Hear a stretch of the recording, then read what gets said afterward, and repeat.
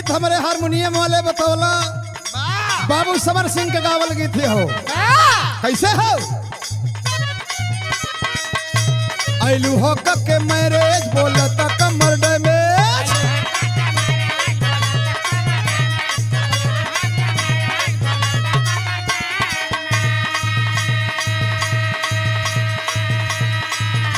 अरे देख के तो हर ब्यूटी हमार ब्रेन हो जाता है मेज।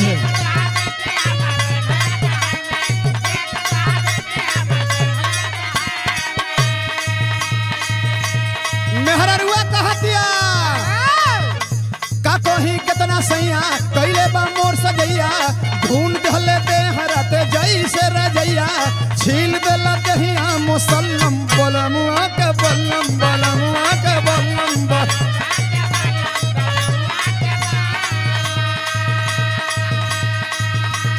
हाय बल्लम बलमुआ के बल्लम हाय बल्लम बलमुआ के बल्लम धके जैसे नरगढ़ के कल्लम बलमुआ के बल्लम बलमुआ के।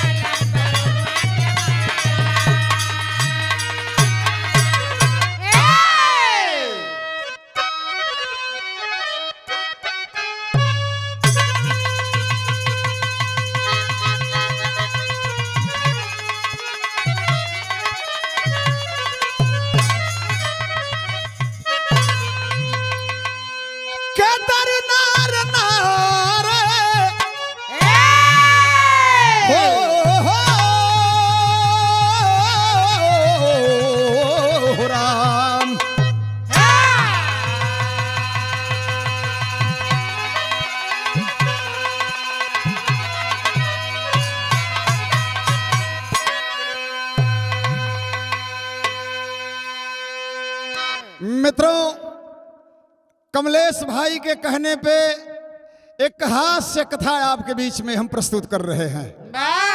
आइए सुनते हैं कितनी मजेदार कहानी है।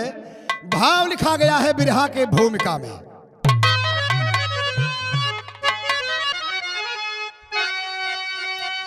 चटक जाता है आईना चोट खाकर तो हर टुकड़े में एक तस्वीर होती। छलकता नहीं है सलील उरव दधि में विफलता के दामन में तकदीर रोती। राजा द्रुपद शोक सागर में डूबे कहे आज किसको भला जग में अपना हमें बाज बाजिन कहेगा जमाना।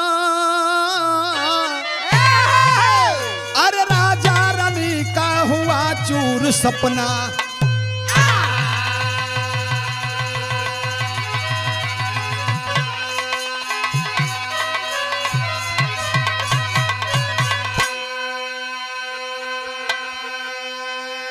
राजा द्रुपद शोक सागर में डूबे कहें आज जग में भला किसको अपना हमें बाज बाजिन कहेगा जमाना। अरे राजा रानी का हुआ चूर सपना। राजा द्रुपद के जिंदगी में कोनो औलाद नहीं हो।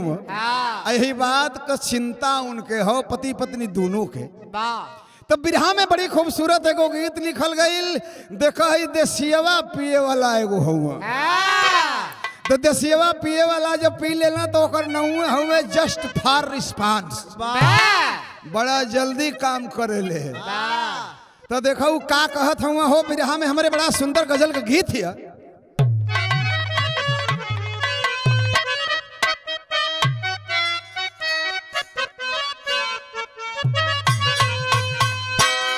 का कहत हुआ वो पिए वाला हो। अरे हमसा न कोई होगा अंगूर पीने वाला।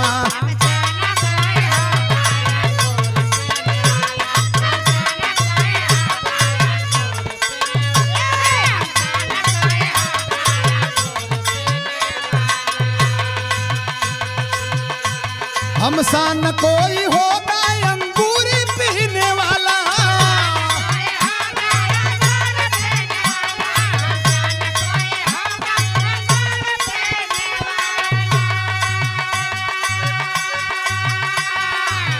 अरे महुआ का पीने वाला यो नूरी पीने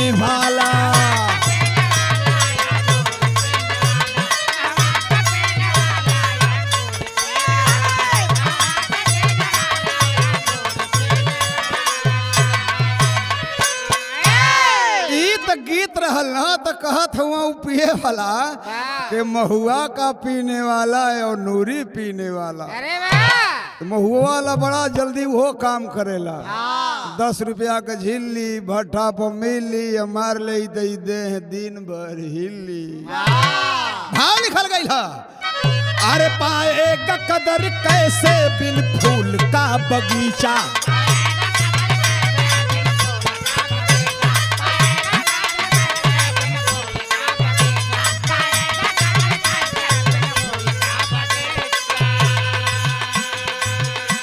पाएगा कदर कैसे बिन फूल का बगीचा।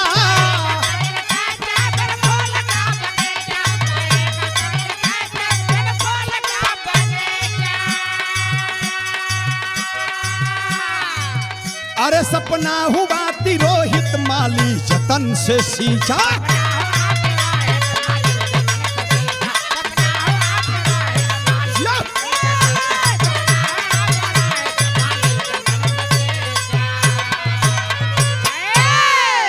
बिरहा में नजम में शुरुआत होते मास्टर भैया कैसे।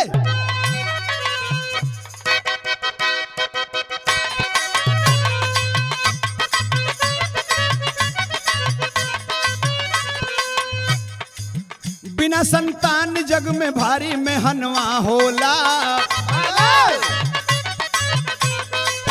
फूल की सेज पर रो रो के बिहनवा होला। करे तपस्या राजा रानी ठननवा ठाने। प्रगट भय भोले दानी कष्ट करनवा जाने। दिए वरदान शंभु बाधी समैया फेटा। दिए वरदान शंभु बाधी समैया फेटा। दिए वरदान शंभु बाधी समैया फेटा। तुहार बेटी होई उहे हो जाई बेटा।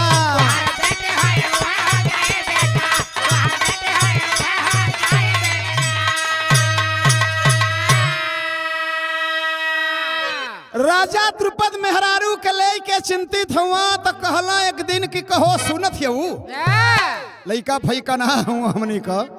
आई दुनिया समाज में बड़ा ताना होला लइका बच्चा ना होलो तो कहते हैं कि हम तो सुनते बनी रहुआ बताई का उपाय बा। तो कहला उनका पति द्रुपद कहत हुआ कि देखा त्रिलोकी नाथ ये दुनिया में जेके केहू ना देला हो के शंकर भगवान देला। तो शंकर भगवान का काहे न तपस्या करिया वो खुश है तो काम हो जाई। दोनों पति पत्नी तपस्या करे शुरू कैले हम। ओम नमः शिवाय ओम नमः शिवाय। भोला आ गई डमरू बजावत आ गई। द्रुपद राजा से कहत हुआ कि वत्स बोलो क्यों बुलाए हो, क्या चाहिए, क्या जिंदगी में कमी है। तो कहता लोग हाथ जोड़ की कुल चीज तो बा प्रभु जी लेकिन एगो संतान भी नहीं बगीचा अनहार बा। भोला दानी कहत हुआ कि तो मांगो क्या चाहिए, बेटा चाहिए कि बेटी चाहिए, रउआ अपनी इच्छा से जवन दे दें प्रभु जी। तो प्रभु जी कहता ना कि सुना लोग तो जब हमारी इच्छा पूछ देहला लोग तो हमारी इच्छा ही है बाकी जा तो हम लोग को एगो बेटी होई। मेहरारू को मुंह गिर गई। लइका फैका खातिर मेहरारू बड़ा उत्सुक रहेली कि लइका हो जाई तब बबुआ का सोहर गवैती पवरिया कुलई त मौज मस्ती होई कुल गहना गीठो दे घलती फिर बुढ़वा बनवाइत ना। लेकिन जब लड़की की बात सुन ली हम मेहरारू तो मन उदास हो गई। भोले दानी वही जो हुआ कहत हुआ कि का हो लइकिया के बतिया सुन के अबले तुम्हार फुटफुटात रहलू हो उदास हो गईलू। हाँ प्रभु जी हम मन में सोचले रही हाँ कि रउआ हमके बेटा दे देले रहते तो बड़ा ठीक रहल रही। तो कहत हूँ भगवान भोलेनाथ के अब तो जवन दे दिले तवन वृथा न जाहूँ देव ऋषि बानी ऊ तो होई बाकी अब तुहार लइका का मन बा तो ओही में तनी से बढ़ा देते का बढ़ा देब आ तो जा लड़की तो होबे करी उहे लड़की बाद में तुहार लड़का हो जाई। दोनों मर्द मेहरारू खुश हो गई। कहताना द्रुपद राजा की सुनत है भगवान बड़ा हमनी के नीक दे देहल। अरे लइकिया लइकी पैदा होई तो सयान होई तो जबले सयान होई तो तौले तो लइकी को सुख दे, हमनी के भोजन पानी बनाई। आज जब सयान होई बहुत लइका हो जाई, फिर एक बाद अब डट के चलब पगड़ी बांध के बियाह करे। मेहरारू को हतड़ी कि चली जाए दी, भगवान नीक कैल। हाँ बिरहा में एगो तर्ज लागल है।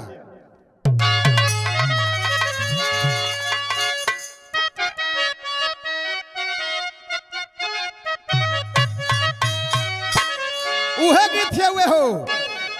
अरे बड़ा निकला गया ही रमन का लोरा की, बड़ा निकला गया।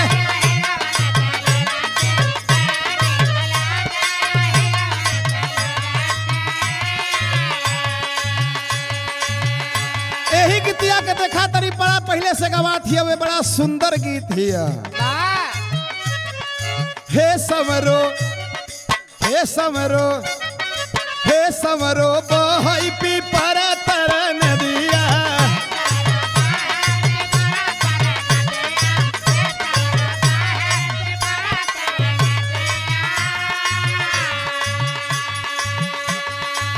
लेकिन भगवान भोलानाथ अपना घरे गईला, ये लोग अपना घरे आइलो। होत कहा दिहल वरदान सिद्ध हो गईला। रानी गर्भवती हो गईली। अब राजा अंगूरी पर 9 महीना का दिन गिनत हुआ कि अब भगवान कहले हुआ तो होइबे न करी। भइल का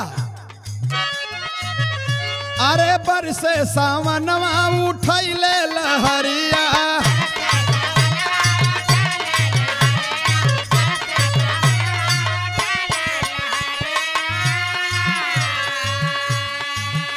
अरे सपना साकार भइल उठे सोहरिया, सपना साकार भइल उठे सोहरिया। बरसे सावनवा उठैले लहरिया।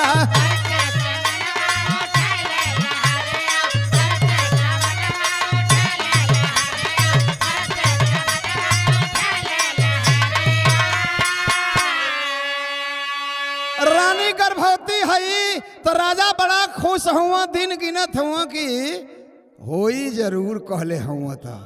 भइल का हो लड़की भइल सोरा लड़का के कैले।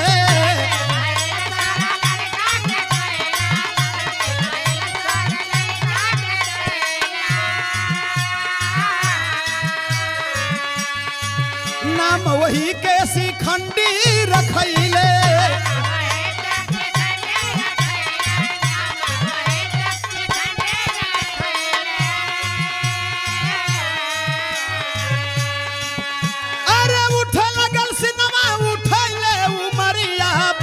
सावनवा उठैले लहरिया।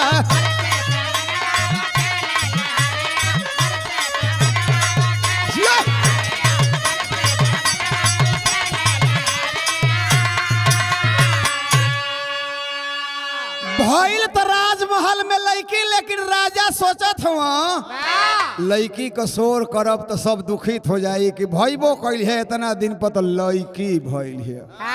गाँव घर में केहू का लड़की हो जाले ना तो केहू हाल चाल पूछेला, अरे भैया मलिकाइन का कुछ होके करे का भइल है, तो बड़ा मुंह गिरा कर अरे मर्द का बताई लड़की हो गई। आदमी कहले है मर्द बता लड़का लड़की में कहाँ अंतर है।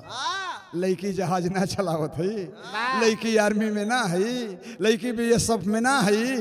लड़की ये देश का राष्ट्रपति ना रहली है, ये देश का राष्ट्रपति अब वो है, लड़की मुख्यमंत्री बन के रहली है।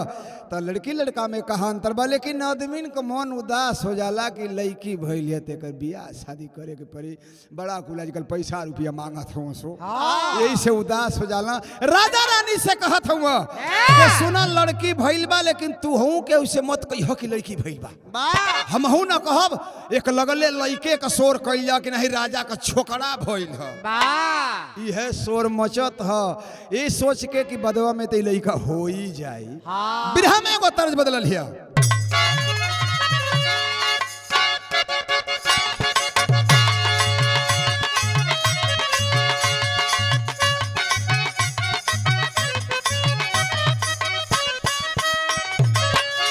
उहे गीत हुए हो, बड़े मजेदार गीत है।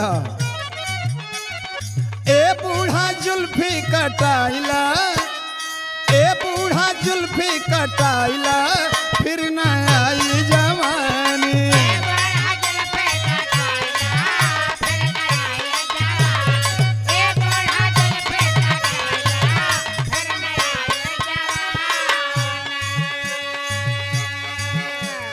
लेकिन देखा धीरे धीरे समय गुजरल है, आज जब लड़कियां सयान होतिया तो रानी एक दिन राजा से कहो ताड़ी, का कहो ताड़ी, ए राजा पतिया लमानी, ए राजा पतिया लमानी, कहेली तो हर रानी।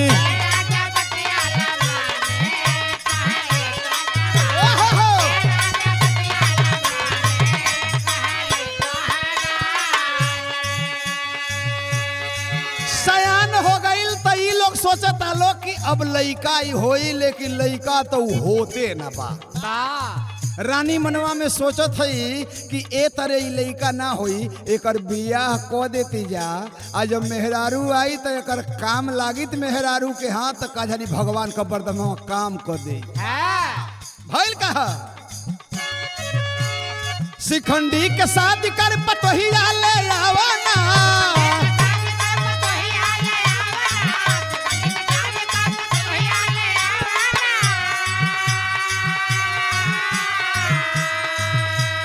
शिखंडी के शादी कर पतोहिया ले आवाना, अरे भर दिहले शिवा बरदानी, अरे भर दिहले शिवा बरदानी, कहेली तो हर रानी।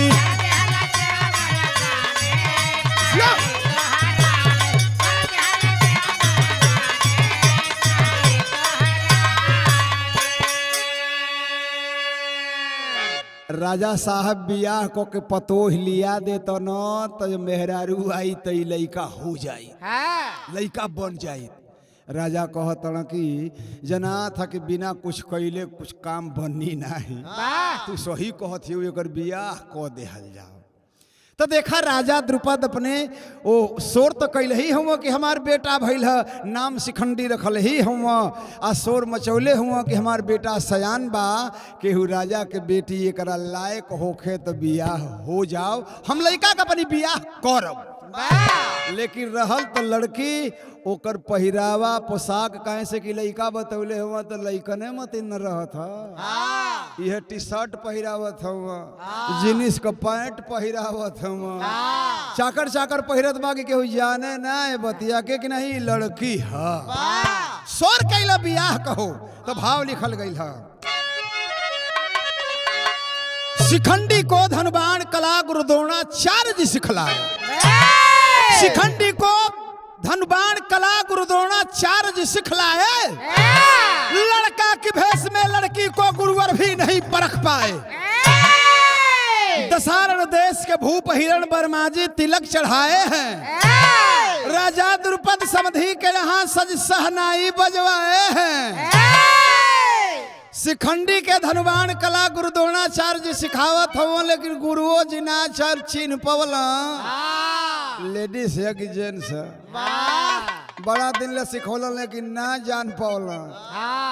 ए भैया तो देखा जब बियाह का शोर भइल है तो दसारण देश का राजा हिरण वर्मा अपना बेटी को बियाह तय कर दिले हुए आके वो शिखंडी से।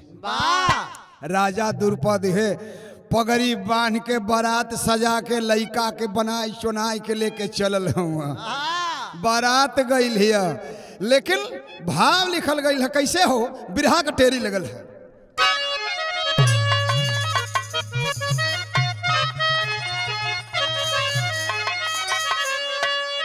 ए भैया गुजरवा कैसे होई है विधना, यही के तनी से रसदार में गावे लोग हो कैसे, अरे रामा रामा गुजरवा कैसे होई है विधना,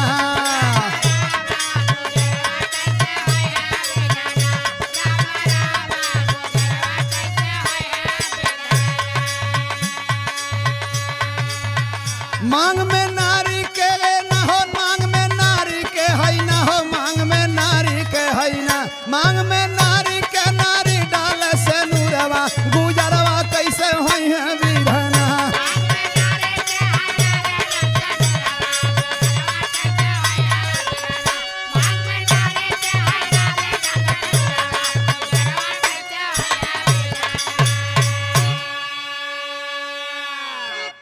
आही दादा जब बारात गईल ही बियाह का टाइम आइल केहू ना बूझ पावता कि का बियाह का टाइम आइल सिंदूरदान भइल तो मांग में नारी के नारी डाले सिनुरवा गुजरवा कैसे हुई हैं विधना। बियाह हो गईल ह केहू ना जान पावल कि का ह। बियाह हो गईल सबेर होता विदाई का टाइम आ गईल हिया तो भाव लिखल जाता झुम झुम गोरी गावई गारी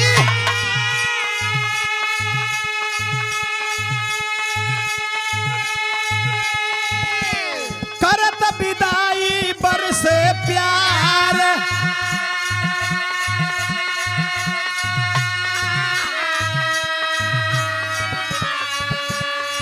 जब दुल्हन ससुराल में आई खुशियों की छाई बौछार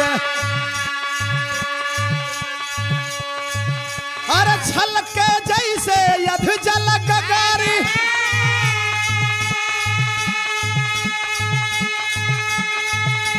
अरे गवने की गोरी गुलनार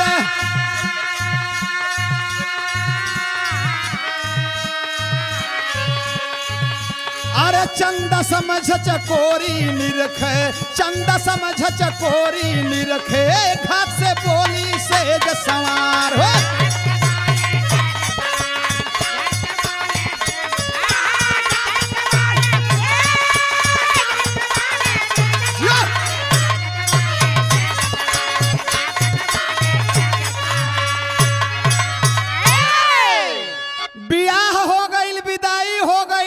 ससुरा में वो लड़की पहुंचल बा पहला दिन सुहाग रात के आ गए उतरू सुहाग रात। अरे भैया तू ना जाने ले का ना तो भैया तो तन लेट आइले ना समझ पौले हुई बा।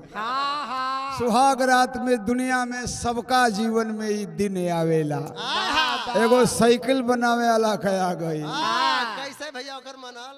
अरे भैया ओकर का मनल एक ही घर बा एक ही कोठरी बा वही में सारा इंतजाम धइल बा।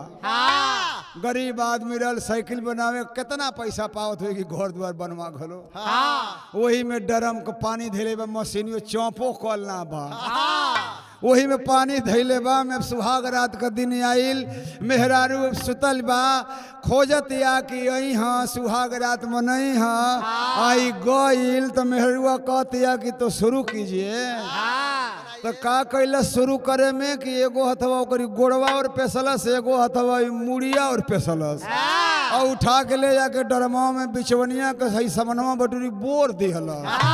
ठंडा पाला का दिन बा जाड़ा का मेहरारू कहते कि पानी बर्फ हो गया है जान लोगे क्या तो कहता कि देखबू हम पंचर बनाइला आज जब पानी में ना बुड़ाइला तो छेदबे न लौकेला ओमा काठी ठोकिला तब ऊपर रगड़िला हो रगड़नवा से तो सुहाग रात का बड़ा विचित्र लीला होला वहू को सुहाग रात आइल है मेहरारू खोजत या कि हमार मलिकारे यही है ऐसे जीवन का हमन का एगो नया शुरुआत कइल जाई तो बाबू हो देखो मेहरारू खोजत या तो भाव लिखल गई है एगो तरज लागल है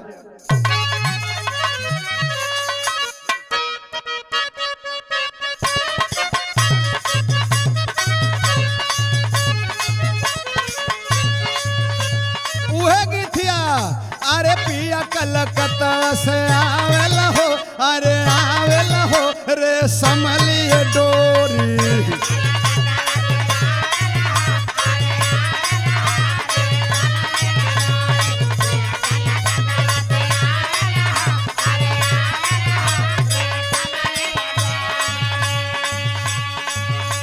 लेकिन गईल मेहरारू के लगे तो मेहरारू सोचतिया कि हमार स्वामी आइल हुआ बड़ा सत्कार कैलस बैठौलस अब बैठा उठा के अपन नीचे बैठल बा तो वहू के बतावल गई रहल कि मेहरारू आई तो उठा के ऊपर बैठा ली है आज जब ऊपर बैठौलस तो दोनों सुतला तो ई बाटे तो वो मुँहे भइल बा या ऊ बाटे तो वो मुँहे भइल बा अरे धीरे धीरे दुलही बोलावेले हो और बोलावेले हो पिया फेरा करवटिया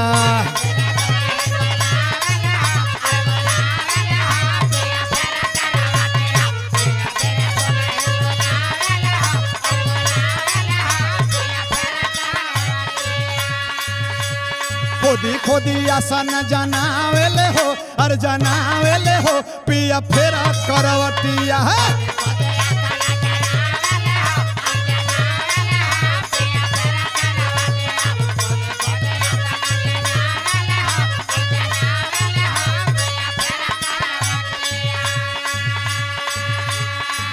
मेहरारू सोचतिया कि हमार फर्ज है हमारी स्वामी हुआ तो का जानी को कोनो तकलीफ ना न हो गई बरतिया में कि हो मुहे सुतल बाना खोदतिया अंगूरी से खोदतिया तो करी देह में असने नहीं थे मजगवा को बोरहद हो गए केतनो पीटा एको आसन ना कि नहीं छमक के चल दे खोदतिया तो ऊ सोचता कि जना धकर खिरौना अगर का मेहरुआ खोदतिया जगावतिया कि हमारी ओर ताके इनसे बातचीत करी अरे बुझे ना बेचारी दोनों और एक के रोग हो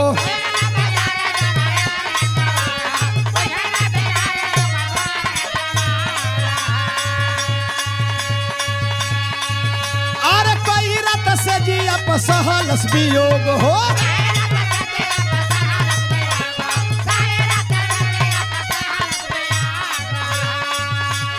बेदावा समझ नहीं पावेले हो अरे पावेले हो पिया फेरा करवतिया है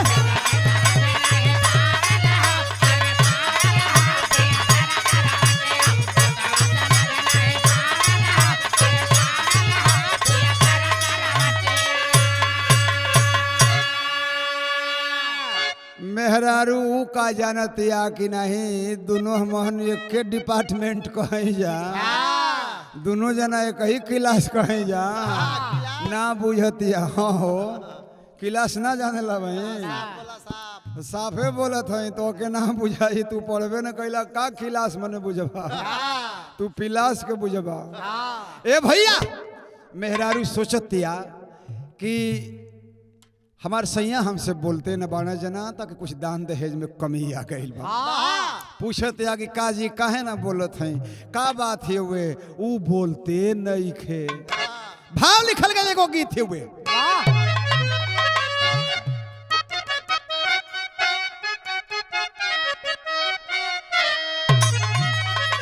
उहे गीतिया कि मोरी पीछा रवा है सोना रवा के दुकानिया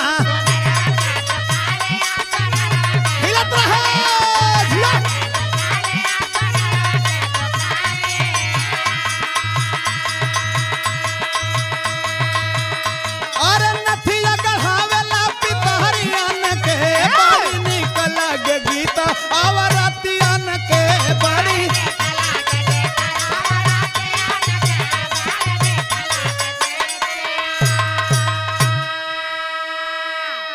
इहे करम कई दिन चलल ऐसे ही एक ठोरा का बियाह भयल तो तनी पढ़ल लिखल है तो उ जाए ना वो कोठरिया में तो मेहरुआ से खाली ही बतियावे ना उ सोचे कि आई बना तो सुहाग रात बनई हाँ तो ई जाए तो खाली अपन क्वालिफिकेशन बतावे कहे कि हम एमए किए हैं हम एमए किए हैं मेहरुआ डा दिलस कि ए मुँह फुकौनो तू खाली एम ही कैले हो तो एमए का हो तुहार बाबू करे हाँ अब इतना ना बात उरे बोलल जाला भैया हो लेकिन देखा जब कई रोज ऐसे ही बीतल है ना एक दिन शिखंडी गईल बा कई रोज तो जाए आ जब मेहरुआ सूत जाए धीरे से उठ के निकले चोर मती 12 जाके सूत जाओ आ एक दिन गईल मेहरारू की सुतला से पहले ही अपन ही मार फोन फोन नाक बजावता मेहरुआ बुझ गईल कि आज काम होई आज घंटी बाजत है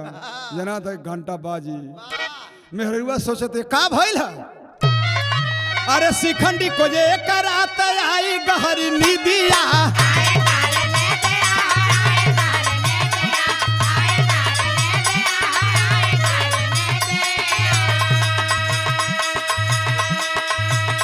अरे धीरे धीरे टोवले गुजारिया हो ये हो धीरे धीरे टोवले गुजारिया हो कैसा नूच खा लो बड़ बड़ शरीरिया हो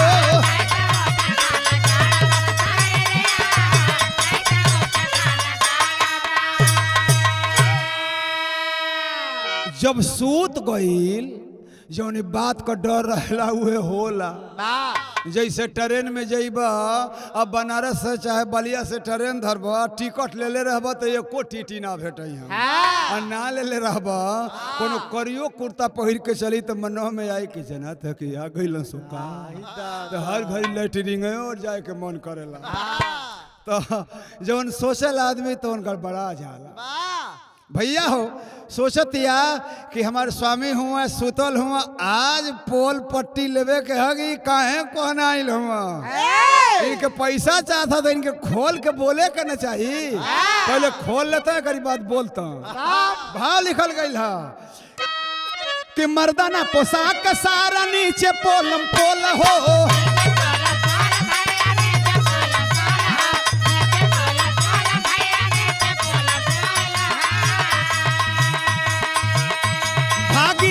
हरवा दूल्ही न मन मसोल हो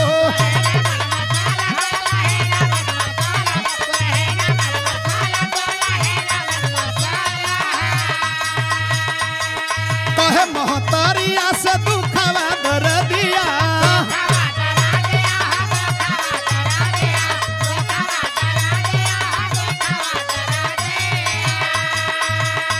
प्यासल मर पानी में मछरिया हो प्यासल मर पानी में मछरिया रे माई दुनो रे कही बेमारिया हो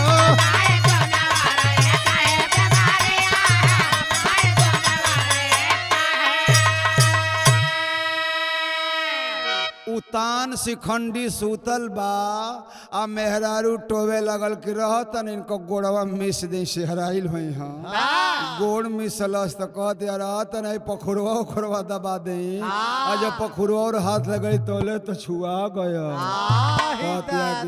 दादा जना था कि बॉडी बिल्डर करे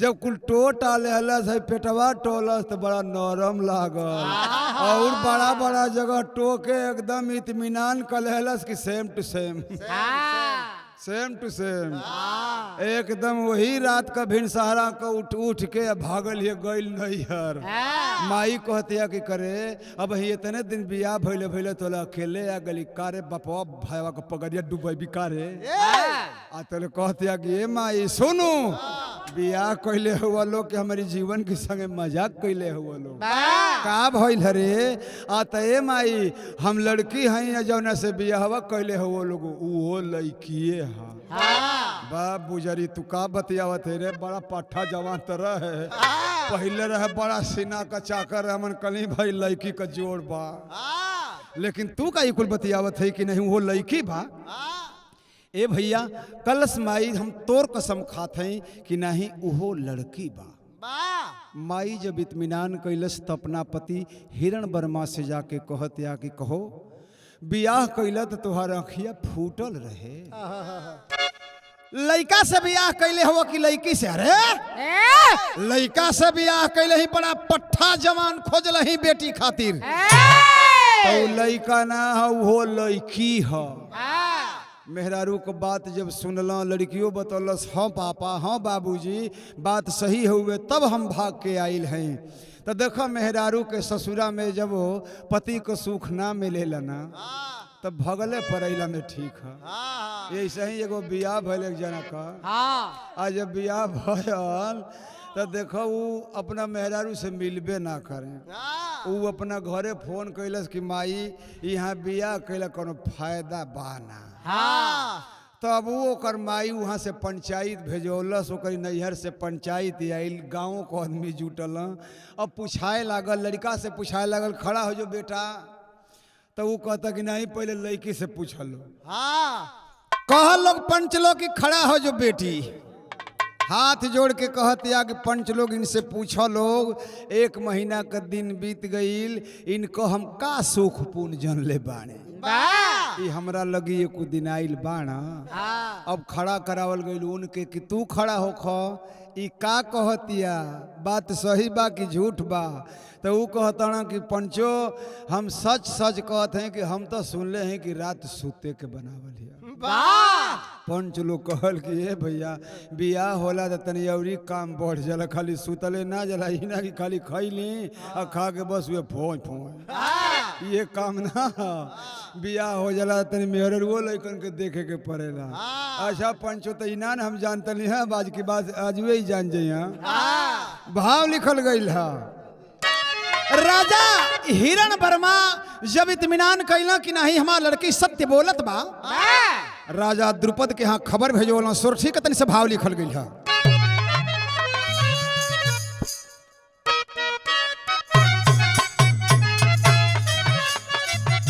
बहुत अच्छे जिया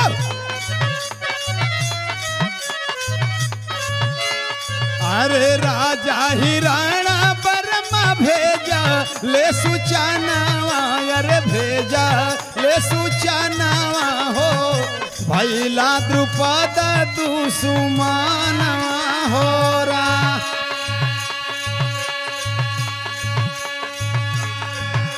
दस दिन बाद लेके आई हाललनवा अरे आई हाललनवा हो नहीं तो काटब गरदना हो रा।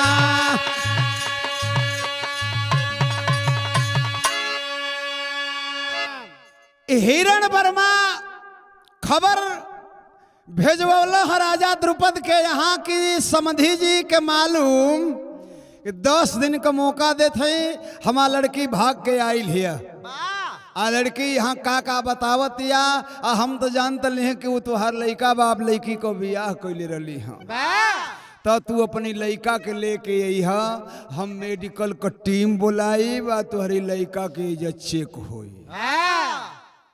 राजा द्रुपद जब सुनलो कि लड़का का हमारी चेक होई आ ऊ तो लड़की से लड़का बनते नहीं खे ऊ कितनो बियाह को देहला कितनो पोशाक पहिरा में मार बादाम दूध देता ना दे फैलत जातिया बाकी ऊ टस से मस ना होती बा। 10 दिन का मौका देले हुआ ऊ बेटी वाला कि लेके तो अपनी लड़का के यहाँ एज हम परीक्षण कराई भैया हो।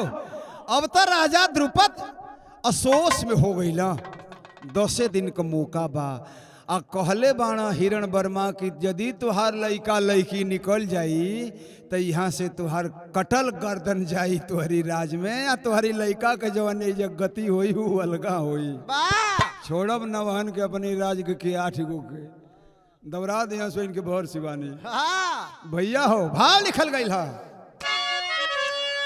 के सोचन लगी शिखंडी द्रुपद के दुलारिया हो पगरिया अरे बाबा कैसे बचई है ना।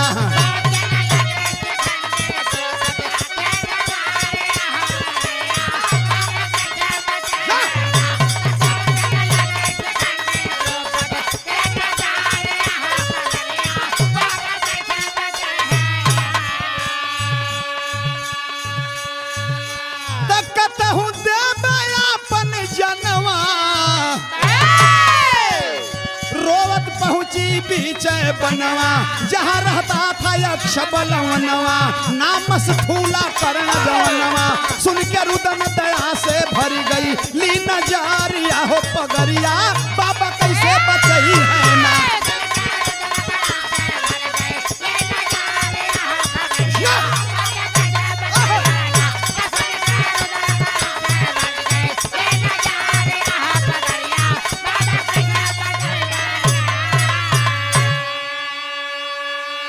लड़कियों के मालूम चल गई कि 10 दिन का मौका मिलल बा हमार परीक्षण होई मने शिखंडी के बुझा गई कि हमार परीक्षण होई तो हम तो लड़की बटले बाणी बाबू का गर्दन कटा जाई हमार दुर्गति होई तो ओसे नीक पहले सोच लेहलस मन में कि काहे न अपन हम जन्मे दे दी हम मर जाइब तो न चेक होई न बाबू का गर्दन कटाई। निकल गई है जंगल में कि हम चल के अपन जान दे दे मर जाइब। भैया हो पहुँचल बा जंगल में आज जब जंगल में गई हिया तो ओकर मुलाकात एगो यक्ष से भइल। एगो यक्ष से मुलाकात भइल जेकर नाम स्थूला कर्ण बा। स्थूला कर्ण अपना डेरा पर बैठल बा। आई जब पहुँचल बा शिखंडी हाथ जोड़ के बैठल स्थूला कर्ण पूछे ताना बिटिया रो रही हो क्या हुआ कहत बा कि बाबा हम अपन जान देवे आइल हैं। क्यों? तो हम लड़की हैं, हमार बाप हमके लड़का बना के एगो राजा की बेटी से हमार बियाह करा देहला। अब वो बेटी का बाप हमारे बाप के कहले बा कि 10 दिन का समय बा, अपनी लड़का के तू लेके अइबा, हम परीक्षण कराइब, यदि लड़की निकल जाते तो हर गर्दन कट जाई और लड़का निकल जाई तो यहाँ से हम खुशी खुशी विदाई करब बेटी को। तो हम तो लड़की बटले बानी, हम तो यही सोच के चलिए कि बाबू को गर्दन कटौला से नहीं कि हम ही मोर जाए। जब वो यक्ष सुनलस इनका दुख न, तो वो यक्ष कहत ना कि बेटी तो इतने काम खातिर तू खाली जान देवे अइलू ह। का कहत हुआ यक्ष हो बिरहा का बहपट।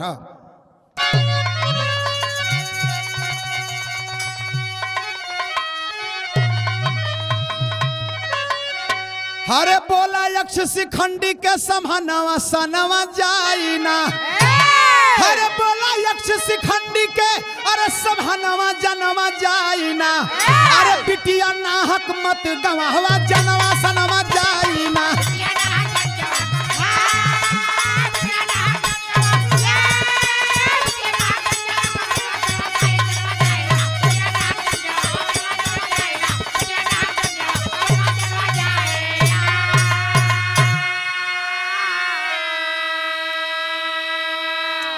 यक्ष महाराज कहा तना कि बेटी तब मोला का जरूरत ना बा।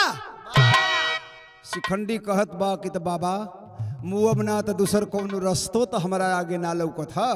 कथ वगैरह रास्ता हम खुद रास्ता है, तुहरे ये रोग का इलाज हमारे पास न बा। बाबा तुहरे पास हमारी इलाज बा? हाँ बेटिया, अरे हम यक्ष हैं, हमारा अंदर वो पावर है, हमारा गुरु को शक्ति हमके मिलल है। हम चाहें तो अपन पुरुषत्व केहू के दे सकीला, हम नारी के मर्द बना सकीला, वो नारी का पुरुषत्व लेके हम नारी बन सकीला। हमरा में ई पावर हुए, हम हेरा फेरी क देला। तो कहत बा कि ये बाबा अरे 10 दिन का खाली काम है, बाबा एक दे देता हमारी इम्तिहानवा निकल जाई, एकरी बात काम भइले है। भइल का भाव लिखल है। ले लो जब पुरुषत्व हमारा, अरे यही हमारी इच्छा हो, अरे वापस जल्दी कर जाना जब हो जाए परीक्षा हो। अरे चल शिखंडी बनी के मर्दनमा सनमा जाइना। अरे दिहले द्रुपद मोछिया पर यही ठनमा सनमा जाइना।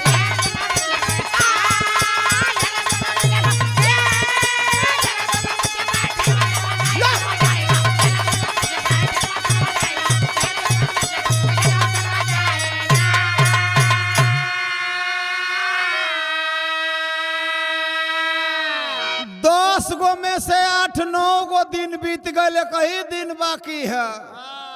यक्ष महाराज पुरुषत्व देके ओके मर्द बनौला, ओकरे औरत वाला शरीर लेके अपने औरत हो गई।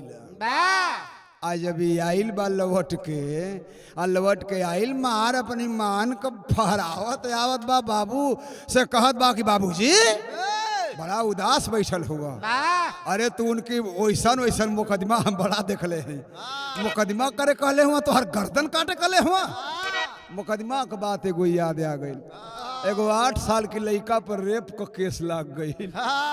आज जब रेप का केस लाग गई तो केहू ओकर वकालते न करे, एगो लेडीज वकील तैयार भइल कि तुम्हारा केस मैं लड़ूंगी, तुझे मैं बाइज्जत बरी करा दूंगी इस केस से। तब जज साहब के यहाँ पेशी भइल, मुकदमा चढ़ल बाटे बहस पर। कटघरा में वो 8 साल का लड़का खड़ा बा, जवन लेडीज वकील बाड़ी वो लड़का के पकड़ के कहताड़ी, ओकरी अगवा के पकड़ के जज साहब के दिखावा ताड़ी कि जज साहब आप अनुमान लगाइए, आप तो बुजुर्ग हैं, आप अनुमान लगाइए कि क्या इस बच्चे से रेप हो सकता है। अगवा को पकड़ के मार दिखावत है।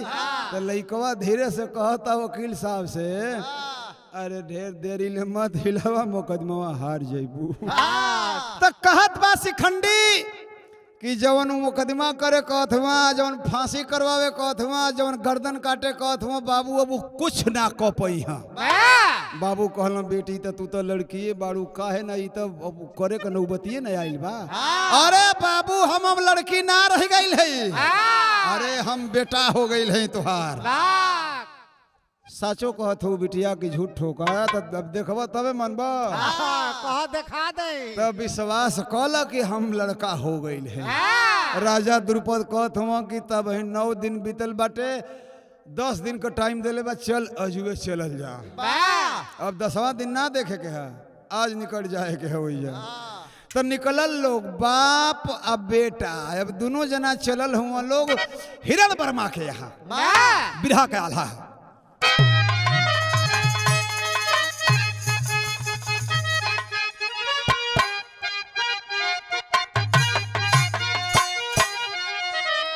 अरे होनी या न होनी भागा अरवान कार्य जग में भैया।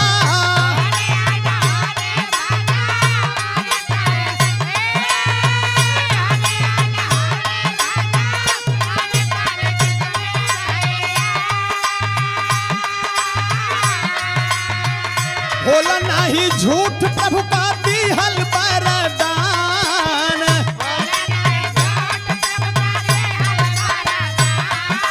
अरे सन से शिखंडी दुल्हा गहिल ससुररिया भैया।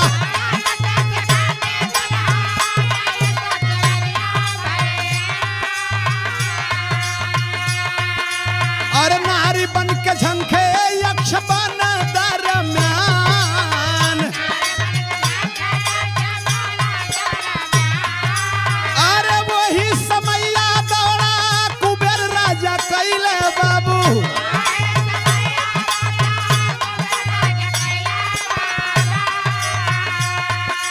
अरे यक्षों का मालिक जे के जाने ला जहां।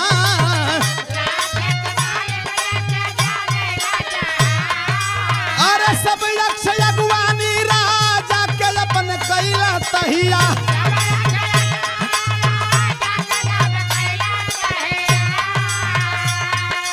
अरे स्थूला करण नहीं आए दुख मान।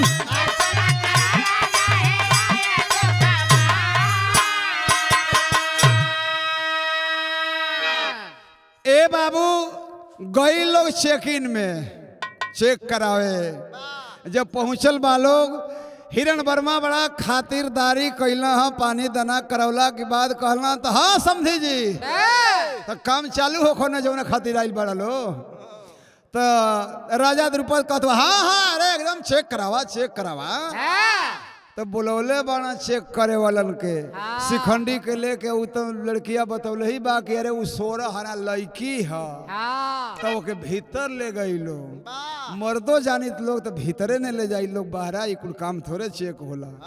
भीतर लेके गई लोग जवन चेक करे वालन के बुलौले बाना। ई सुतल जब चौकी पर जना था कि ऑपरेशन करावे सुता था। जब सुतल चौकी पर ई तो पहले में से तैयारी में बा कि चेक इन करी लोग, बढ़िया से चेक करो लो। आज जब चेक करे लागल लो तो जिन जिन टोला वो तुरंते वहां से निकलना।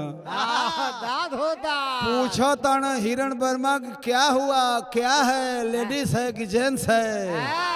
अरे सरकार, अरे उसके पास तो बड़ा स्पेशली है, बहुत बड़ा है। हाँ आप लोग कह रहे थे कि लड़की है। अरे वो 101% है, 100% नहीं, सबसे 1% बेसी है।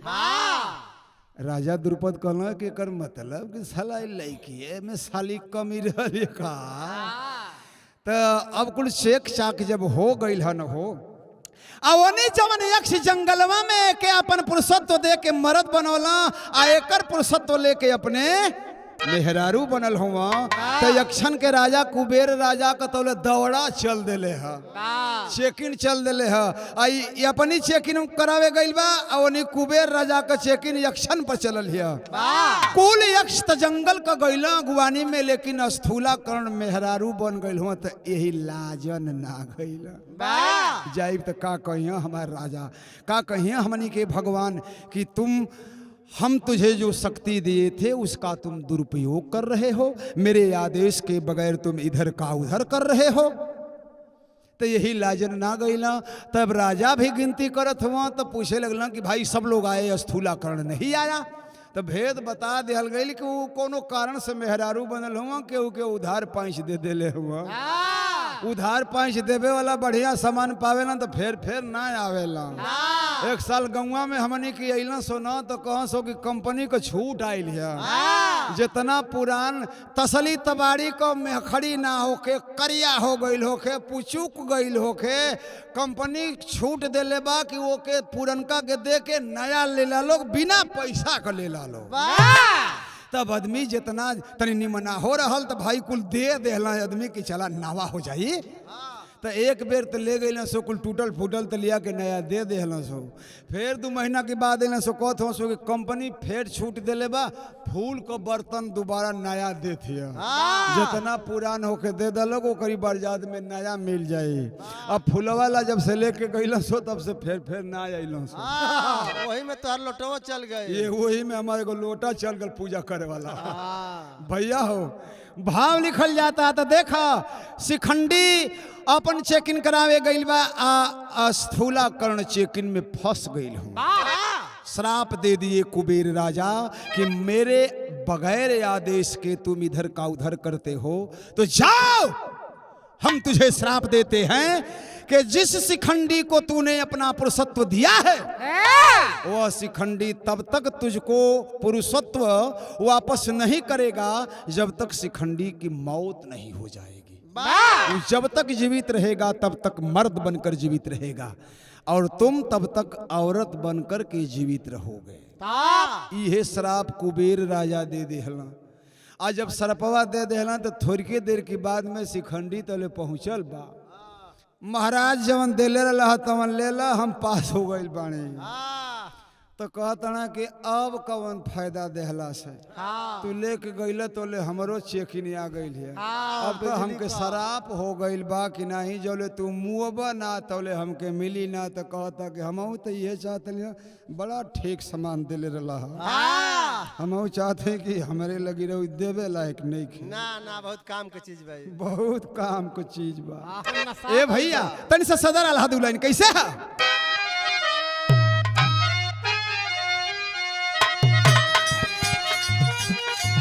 अरे शिखंडी को लक्षण बता दिया भवनवा,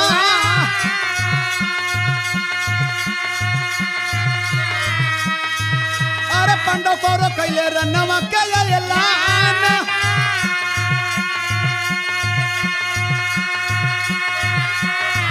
अरे रन में शिखंडी गईले भीषम के संभानवा।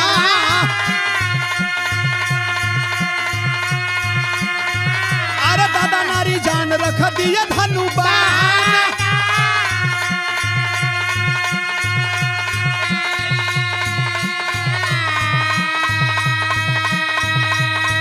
अरे हनी हनी बन हम चला हुआ बीराया राजुल।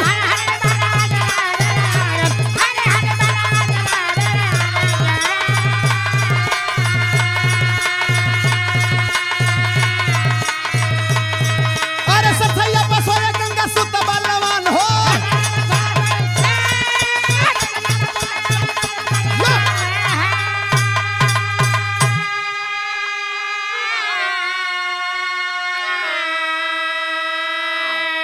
उहे शिखंडी महाभारत के जब लड़ाई भइल तब भीषम दादा ऐलान कैले रहला कि हम लड़ब तो मरद से लड़ब, मेहरारू से नहीं लड़ब।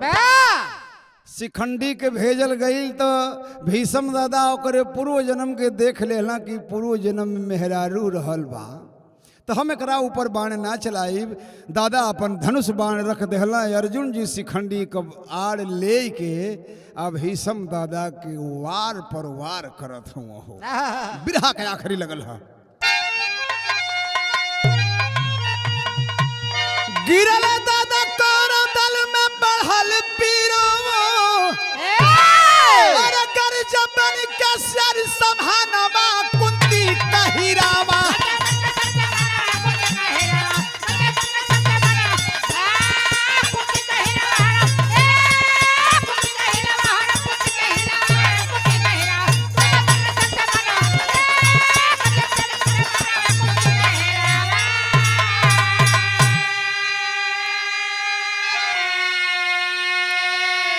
करत लड़ाई समर भूमि में शिखंडी गए मारी पाया है पुरुषत्व अक्षय स्थूला कर्ण पुजारी और बनवा पर सामा बनवा कुंती कहिरा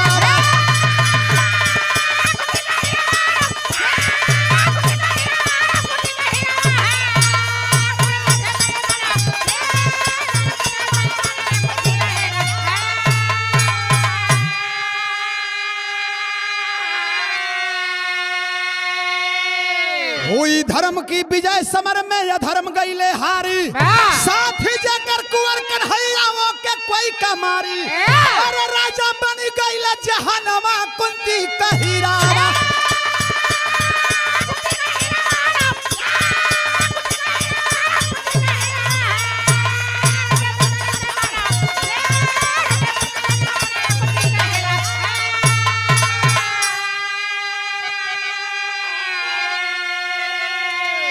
साथ ही जेकर कुंवर कन्हैया होके कोई कमारी राजा बन गईले जहनवा कुंती कहिरवा तो गुरु बिहारी गुरु गणेश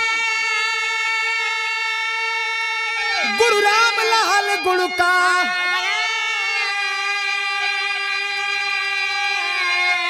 स्वर्ग बसे चंद्रिका कवि अरे बच्चन जी बने पुजारी हो